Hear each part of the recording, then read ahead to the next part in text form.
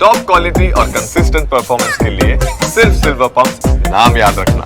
માટે બુટલેગરોનું જે કારસ્તાન છે તેને હવે ખાખીએ ખુલ્લું પાડવાનું આખરે શરૂ કરી દીધું છે। આ તમામ બાબતોને લઈને અત્યારે ખાખીએ જે પ્રકારે આ મુહિમ ચલાવી તેના હવે પોલીસની નજરથી બચીને દારૂ ઘુસાડનારા બુટલેગરોનો વધુ એક કિમિયોનો પર્દાફાશ થઈ ગયો।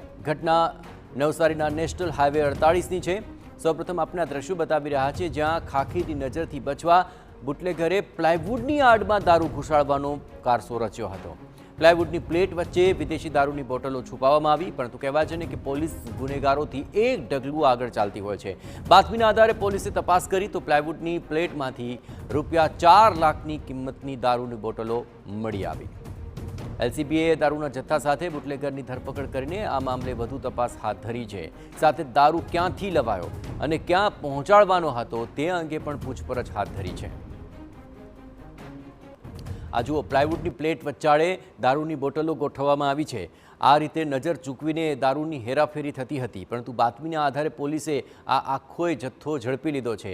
ખૂબ જ સિફતાઈપૂર્વક કોઈની નજર પણ ન જાય તે રીતે આ પ્લાયવુડની 2 પ્લેટો વચ્ચે દારૂનો જથ્થો સંતાડવામાં આવતો હતો અને દારૂની આ રીતે એક હેરાફેરી કરવામાં આવી રહી હતી। પ્લાયવુડની આડમાં દારૂની આ બોટલોને લઈ જવાની હેરાફેરીમાં કોણ સંડોવાયેલું છે તેને લઈને પોલીસે હવે હાથ ધરી છે તપાસ।